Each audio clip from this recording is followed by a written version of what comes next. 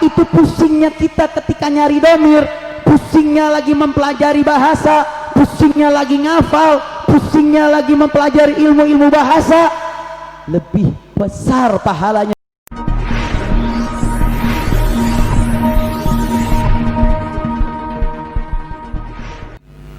Assalamualaikum warahmatullahi ta'ala wabarakatuh.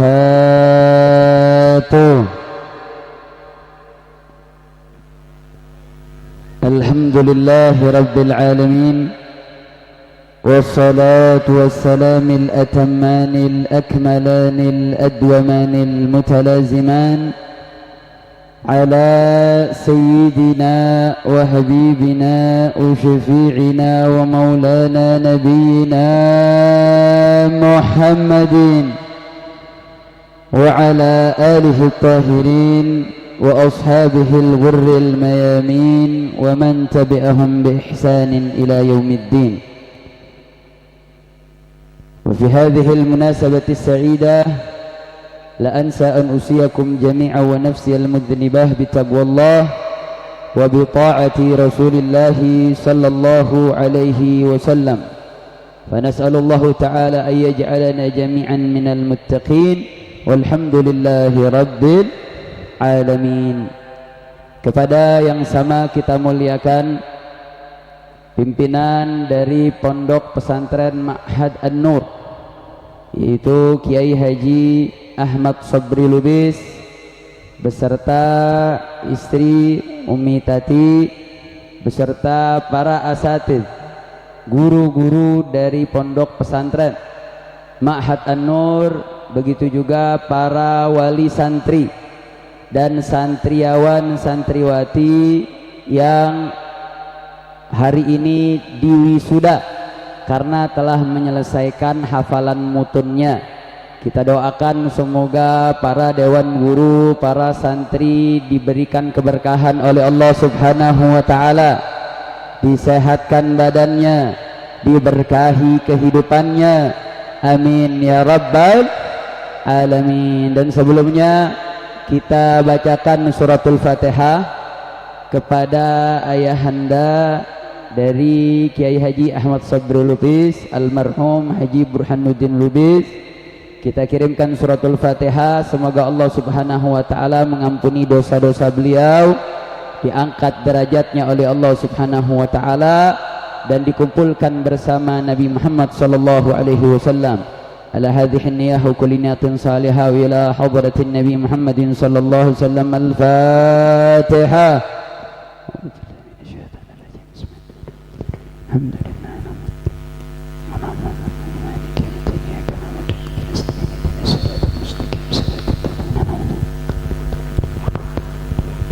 Amin amin ya rabbal alamin. Kepada para santri kita ingatkan bahwasanya seorang penuntut ilmu, seorang yang fokus di dalam mengkaji ilmu, baik dalam mempelajari, memahami, menghafalkan, mendapatkan derajat tinggi di sisi Allah Subhanahu wa ta'ala. Karena ilmu merupakan satu hal yang mendapatkan porsi penting dari Allah Subhanahu wa ta'ala.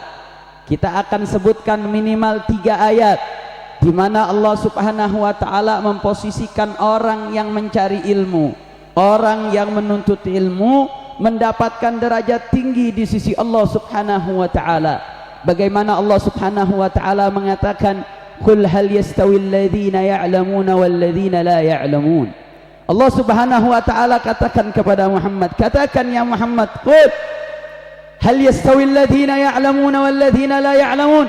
Apakah sama orang-orang yang mengetahui dengan orang-orang yang tidak mengetahui? Allah ingin memberitahu orang yang menghafal mutun-mutun ilmiah, orang yang mempelajari ilmu, orang yang mengkaji ilmu, orang yang menghabiskan waktunya untuk mempelajari ilmu, baik ilmu nahunya, ilmu sorofnya, ilmu fikihnya, ilmu akidahnya, ilmu apapun. Allah kasih tahu, hal yastawil ladzina ya'lamuna wal ladzina la ya'lamun. Apakah sama orang yang belajar ilmu nahu sama yang enggak belajar?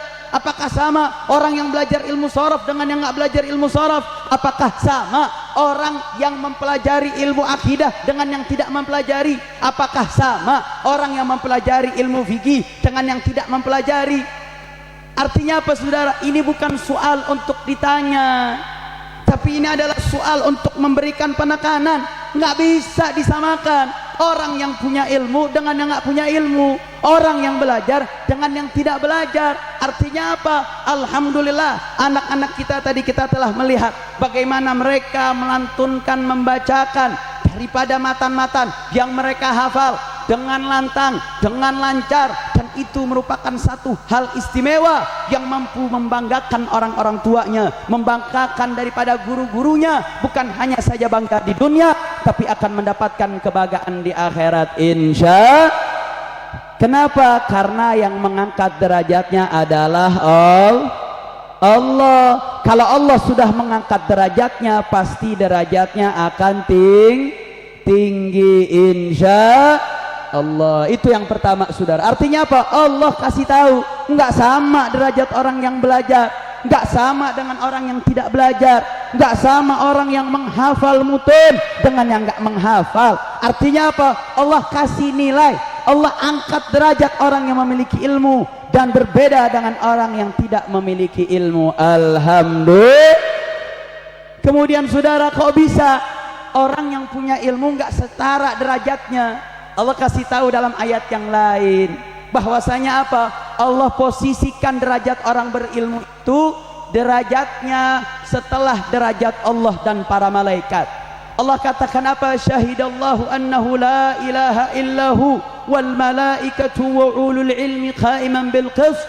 Apa kata Allah saudara? Syahidallahu annahu la ilaha illahu, bahwasanya Allah bersaksi tiada Tuhan selain dirinya, wal malaikatu, dan para malaikat juga bersaksi bahwa tiada Tuhan selain Allah, wa ulul ilmi qaiman bil qist, begitu juga orang-orang yang berilmu yang menegakkan keadilan. Artinya apa saudara? Siapa yang mampu mentauhidkan Allah, siapa yang mampu mengesahkan Allah, yang meninggikan derajat Allah, dialah Allah subhanahu wa ta'ala. Setelah itu siapa yang mampu mentauhidkan, mengesahkan Allah? Para malaikatnya. Dan setelah para malaikat siapa? Wa ulul ilmi qaiman bil qist, yaitu orang-orang yang memiliki ilmu, orang-orang yang mendapatkan ilmu, sehingga ilmunya tersebutlah yang mampu menjadikan dia mengenal Allah, yang mampu mengenalkan dia terhadap syariatnya Allah. Makanya nggak heran ayat pertama yang diturunkan oleh Allah subhanahu wa ta'ala kalimat iqra bismi rabbikal ladzi khalaq. Bacalah wahai engkau ya Muhammad dengan nama Tuhanmu. Padahal kan Islam agama tauhid, betul? Betul? Kita dari Nabi Adam sampai Nabi Muhammad isi ajarannya mengesahkan Allah, betul? Betul? Kok Allah nggak bilang wahid bismi rabbikal ladzi khalaq, esahkanlah nama Tuhanmu dengan nama Tuhanmu? Padahal agama Islam agama isinya keesaan, mentauhidkan Allah. Dari Nabi Adam sampai Nabi Muhammad isinya mengesahkan Allah. Kenapa Allah nggak pilih wahid bismi rabbikal ladzi khalaq, tapi Allah pilihnya iqra bismi rabbikal ladzi khalaq? Dan Islam itu juga agama syariat yang berisi dengan ibadah-ibadah. Kenapa Allah juga nggak mengatakan u'bud bismi rabbikal ladzi khalaq, sembahlah, ibadahlah engkau dengan nama Allah? Tapi Allah lagi-lagi pilihnya kalimat apa? Iqra bismi rabbikal ladzi khalaq, bacalah dengan nama Tuhanmu. Kenapa? Karena kalau dengan membaca, dengan menuntut ilmu, kita mampu mengesahkan Allah dengan sebaik-baiknya pengesahan kepada Allah. Dengan membaca, dengan menuntut ilmu, kita mampu untuk beribadah dengan sebaik-baiknya ibadah, dengan sebenar-benarnya ibadah.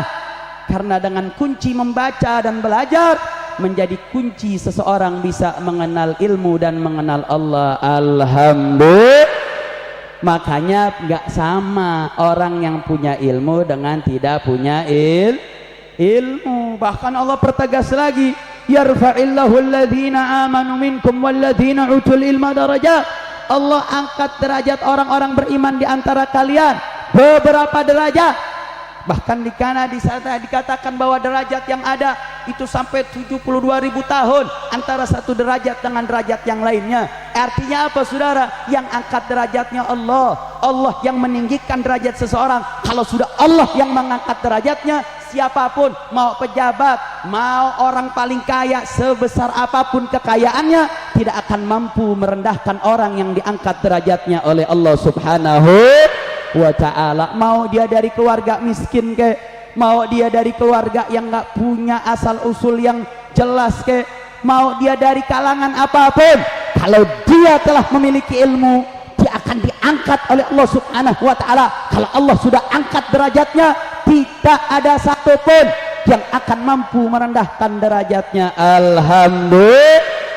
Jadi nggak usah ragu, kalau orang sudah menuntut ilmu, Allah yang angkat derajatnya. Yang diangkat, kalau sudah dia diangkat, keluarganya akan terangkat derajatnya oleh Allah Subhanahu wa ta'ala. Seluruh keluarganya akan juga bangga. Kenapa? Karena telah memiliki ilmu, dan ilmu tersebut menjadi sebab Allah mengangkat derajatnya. Alhamdulillah.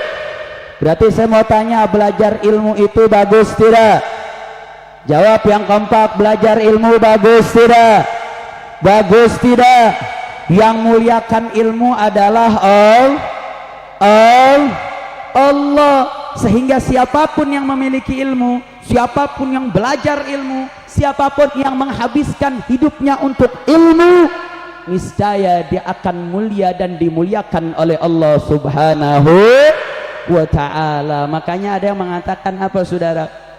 Al ilmu idza amila falama'a. Ilmu itu kalau diamalkan falama'a, dia akan bersinar. Kenapa dia bisa bersinar? Karena yang menyinari adalah zat yang maha bersinar, dialah Allah Subhanahu wa ta'ala. Makanya gak usah ragu, orang kalau sudah fokus mendalam dalam ilmu, Allah akan bukakan segala urusan kehidupannya, Allah akan berikan kemudahannya, Allah akan angkat derajatnya. Makanya saudara, dalam salah satu hadis Mu'adz ibn Jabal meriwayatkan, kenapa, bagaimana sebelum kita masuk kepada riwayat Mu'adz ibn Jabal, kita mengingat waktu Allah Subhanahu wa ta'ala ciptakan Nabi Adam alaihi salam. Saat itu ada pertentangan antara malaikat. Malaikat nanya, kenapa sih mesti ciptain manusia? Ini manusia ini akan menyebabkan kerusakan di atas muka bumi. Kenapa mesti manusia yang diciptakan oleh Allah? Cukup kami para malaikat. Saat itu Allah Subhanahu wa ta'ala ingin memberitahu bahwa Allah itu maha mengetahui bahwa manusia ini yang layak, yang mampu untuk menjadi khalifah di atas muka bumi ini. Dengan cara apa Allah mengangkat derajatnya, saudara? Imam Suyuti memberikan taklik dalam kitabnya Al-Iklil, ketika Allah mengatakan wa 'allama Adam al-asma'a, bahwasanya telah mengajarkan Allah kepada Nabi Adam al-asma, nama-nama. Saat itu Imam Suyuti mengatakan apa? Allah Subhanahu wa ta'ala ingin menunjukkan, mengangkat derajat manusia, bahwa manusia memiliki nilai yang tinggi, memiliki potensi besar untuk menjadi khalifah di atas muka bumi ini. Dengan cara apa Allah mengangkat derajatnya? Dengan cara apa Allah menunjukkan potensinya? Allah pilih dengan cara ilmu. Allah ajarkan ilmu, Allah berikan informasinya. Kata Imam Suyuti mengatakan apa? Kalau ada cara lain yang lebih mampu mengangkat dan memuliakan Nabi Adam di atas para malaikat, memuliakan, mengangkat manusia selain daripada ilmu, Allah akan gunakan cara itu, saudara. Tapi pada faktanya Allah memilih untuk menjadikan ilmu sebagai jalan untuk mengangkat derajat manusia. Dan ada yang menarik, Syekh Imam At-Tibi memberikan taklik dalam ayat ini. Yang dijadikan ilmu yang digunakan wa 'allama Adam al-asma, Allah mengajarkan nama-nama. Makanya beliau mengatakan at-tahalli atau ta'allumul lughatul arabiyyah ahla atau alaz tahalli bil ibadah. Maknanya apa? Bahwasanya mempelajari ilmu bahasa itu lebih baik daripada mempercantik diri dengan ibadah. Karena kadang santri suka ngeyel, kadang santri suka nanya sama ustadznya, tatat, ini ngapain sih Sat belajar fa'il marfu, maf'ul mansub, pusing-pusing, hal mansub, belajar jar majrur, ngapain sih belajar ilmu nahu, ngapain sih belajar ilmu sorof, pakai ada i'lalnya, ada huruful illahnya, ada ajwafnya, dan seterusnya. Ngapain belajar ilmu nahu? Imam At-Tibi ngasih tahu, saudara, Allah Subhanahu wa taala kasih tahu bahwasanya ketika seseorang mempelajari ilmu bahasa Arab, dia belajar nahu, dia menghafal matan jurmiyah, dia menghafal nazam maksud untuk ilmu sorofnya, dia pelajari daripada ilmu-ilmu bahasanya, itu lebih baik daripada seseorang mempercantik diri dengan ibadah. Maksudnya apa? Belajar bahasa, belajar nahu, belajar sorof, ngapal dan seterusnya dalam ilmu bahasa bukan nggak dapat pahala, siapa bilang? Itu lebih besar pahalanya dibanding ibadah, itu lebih tinggi pahalanya dibanding beribadah. Pusingnya kita ketika melihat nih domir baliknya kemana ya, ini fa'ilnya mana nih, ini maf'ul bacanya fathah apa kasroh nih, ini hukumnya apa. Itu pusingnya kita ketika nyari domir, pusingnya lagi mempelajari bahasa, pusingnya lagi ngafal, pusingnya lagi mempelajari ilmu-ilmu bahasa.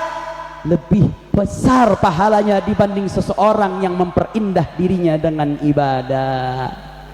Dari mana dalilnya?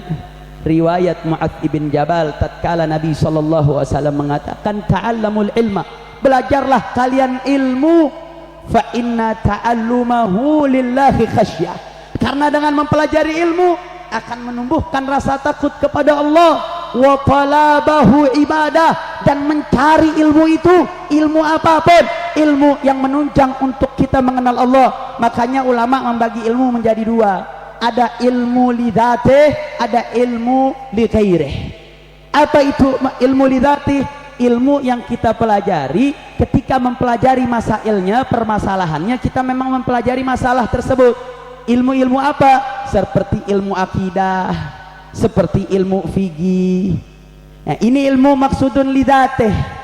Nah, ilmu akidah, ilmu fikih, ilmu tafsir, ilmu hadis tidak akan mampu dipahami dengan baik kalau nggak ada ilmu maksudun li ghairih.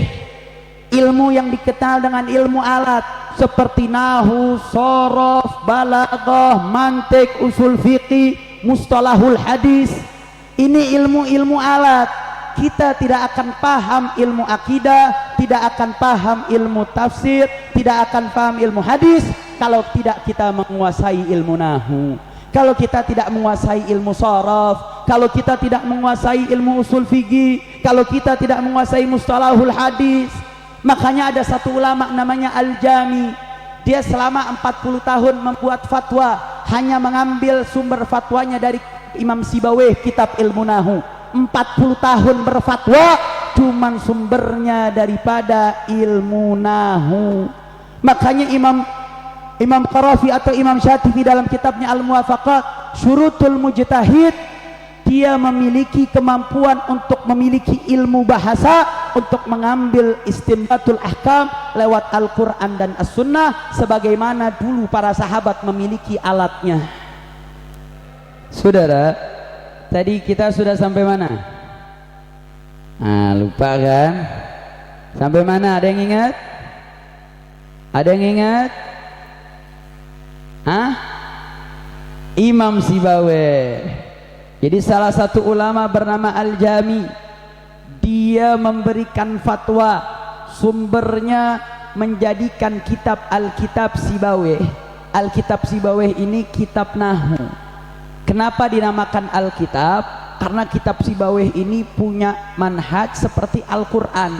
Ada kata-kata Sibawayh yang muhkamat, yang gampang dipahami, ada yang mutasyabihat. Ini kitab Sibawayh, kitab yang sampai saat ini tidak ada satu masail nahu yang bisa ditambah melebihi dari apa yang ada dalam kitab As-Sibawayh. Nah, ini Imam Al-Jami jadikan kitab Sibawayh tersebut sebagai landasan untuk memberikan fatwa, untuk berijtihad. Kenapa? Karena kunci seseorang bisa mengambil hukum dari Al-Quran, mengambil hukum dari As-Sunnah, kemampuan dia terhadap bahasa. Makanya nggak heran kenapa kiai-kiai ustadz-ustadz di ma'had-ma'had, termasuk di Ma'had An-Nur, membuat penekanan bagaimana mesti ngapal matan jurmiyah, menghafal nazam maksud, menghafal daripada matan-matan bahasa yang lainnya, dari alfiyahnya dan seterusnya, naik kepada matan-matan selanjutnya. Tujuannya apa? Nggak akan mungkin kita mampu memahami Al-Quran kalau kita tidak memahami ilmu-ilmu alat. Makanya dulu waktu kita belajar di Al-Azhar, kita ini jurusan syariah, kok tahu-tahu ada mata pelajaran adab jahili, ada sastra Arab.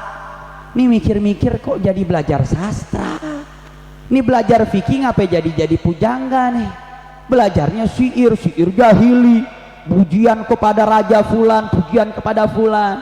Seorang mahasiswa nanya, Pak dosen, ini kok kita orang syariah belajarnya sastra, korelasinya di mana? Yang namanya belajar syariah harusnya belajarnya Al-Quran dong, harusnya belajar As-Sunnah dong, kenapa jadi belajar sastra? Apa jawab dosen tersebut, saudara? Dia katakan, ini sastra yang sedang kalian pelajari ini memiliki nilai sastra tinggi, seperti mu'allaqat sab'ah, mu'allaqat asyra. Jadi kenapa disebut mu'allaqat? Dulu ada para penjaga-penjaga di Mekah, mereka suka buat syair, syairnya diperlombakan, syairnya bagus, ditempel di Ka'bah, disuruh apalin oleh seluruh warga Mekah yang ada, karena nilai sastranya tinggi. Nah, nilai sastra itu sekarang dikumpulkan menjadi buku-buku, dan pertanyaannya kenapa kok mesti dipelajari? Ternyata saudara, ketika kita tidak memahami sastra Arab, ketika kita tidak mampu memahami sastra-sastra Arab tersebut, jangan harap kita bisa paham Al-Quran. Kenapa? Karena sastra yang ada dalam Al-Quran yafuq, akan mengangkat lebih tinggi daripada sastra-sastra yang lainnya. Makanya Imam Zarkashi di dalam kitabnya tentang ulumul Quran itu, di muqaddimahnya yang dibahas apa? Menghantam abis daripada salah satu bait syair dari Imrul Qais, kifa nabki min dzikri habibin wa manzili. Itu dipretelin sastra yang dialu-alukan oleh seluruh sastrawan Arab. Dia katakan dibandingin dengan satu ayat Al-Quran tidak sebanding dengan sastra yang ada dalam Al-Quran. Kalau sastra Arab tidak mampu dipahami, bagaimana bisa paham Al-Quran? Makanya guru-guru kita paksa harus bisa nahu, harus bisa sorof, paham ilmu alat, baru bisa paham Al-Quran. Kira-kira siap tidak semangat lagi belajar nahu? Jawab yang kompak, kira-kira siap tidak belajar nahu? Siap lebih semangat belajar sorof? Siap lebih semangat belajar ilmu alat? Takbir, takbir, sallu ala nabi. Karena ilmu sorof, ilmu bahasa itu pertama kali ditujukan, didorong oleh Imam Ali ibn Abi Thalib, yang Nabi katakan, ana madinatul ilmi wa aliyun babuha. Aku, kata Rasulullah, adalah gudang kotanya ilmu, dan Ali adalah pintunya ilmu.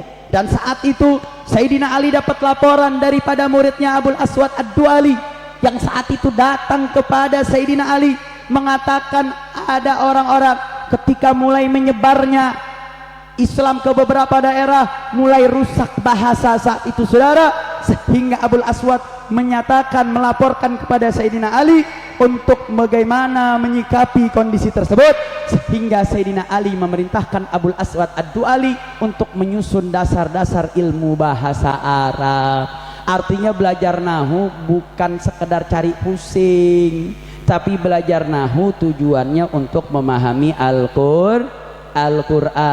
Sehingga capeknya kita belajar nahu dapat pahala, pusingnya kita belajar sorof dapat pahala, capeknya kita menghafal mutun akan memberikan kunci pintu kita memahami Al-Quran insya Allah. Makanya orang mengatakan, man hafizal mutun hazal funun.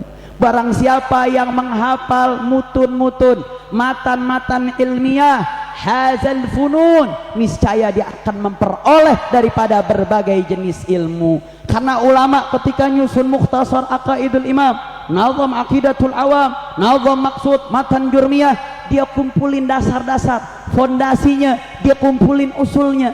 Karena dalam ilmu itu perlu tadarruj, perlu perkembangan, step by step, seperti naik tangga. Nah, matan-matan yang disusun para ulama itu dikumpulkan lubbul ulum, inti daripada ilmu, dan dia setiap naik tingkatan akan bertambah maklumatnya. Maka kalau kita pengen sampai derajat tangga yang tinggi, harus menaiki tangga demi tangga, satu persatu. Dan antum alhamdulillah sudah menaiki tangga yang terbaik, tangga pertama, dengan menghafal mutun-mutun tersebut. Katanya, man lam yutqinil usul hurimal wusul. Barang siapa yang tidak mematenkan untuk memperkuat usulnya, memperkuat dasarnya, hurimal wusul, maka dia akan diharamkan untuk sampai kepada kemuliaan ilmu tersebut. Artinya apa saudara? Kita kalau mau bangun rumah, yang dibangun dulu gentengnya atau fondasinya? Kalau kita mau bangun rumah, yang dibangun tiangnya dulu atau fondasinya? Fondasi. Kalau kita mau bangun rumah, patenkan dulu fondasinya. Dan matan-matan yang kalian hafal ini adalah fondasi. Kalau ilmunya mau kuat, kalau ilmunya mau kokoh, hafalkan mutun-mutun, kuatkan fondasi, sehingga nanti bangunan yang dibangun akan kuat. Kira-kira kalau fondasinya lemah, kira-kira rumahnya bakal hancur tidak? Kira-kira rumahnya bisa roboh tidak?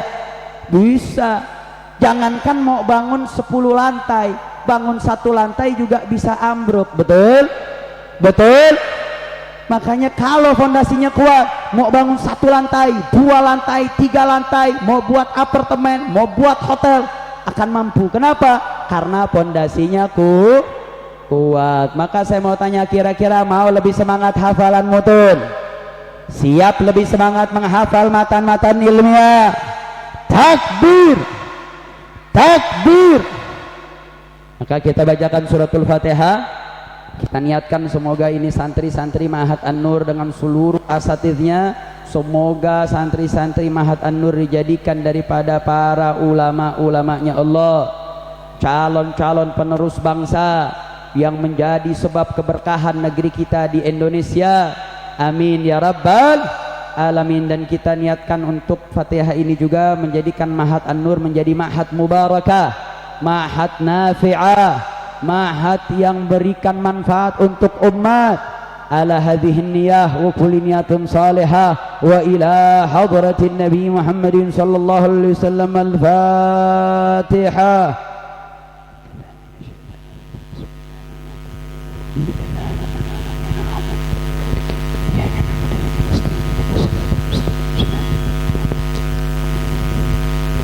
وفن كريم وفنرهم اللهم بأنوار سورة الفاتحة وبكرامة سورة الفاتحة وبالمعجزة سورة الفاتحة وبمن أنزلت عليه سورة الفاتحة حبيبك نبينا محمد صلى الله عليه وسلم.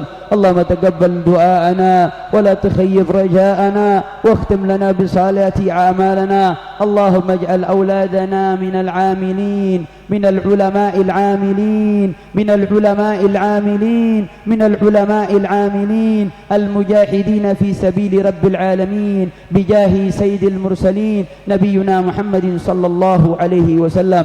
ربنا آتنا في الدنيا حسنة وفي الآخرة حسنة وقنا عذاب النار. وصلى الله على سيدنا محمد النبي الأمي وعلى آله وصحبه وسلم والحمد لله رب العالمين. Ini yang bisa saya sampaikan, mudah-mudahan bermanfaat, kurang lebihnya mohon maaf. Wabillahi taufiq wal hidayah. Wassalamualaikum warahmatullahi wabarakatuh.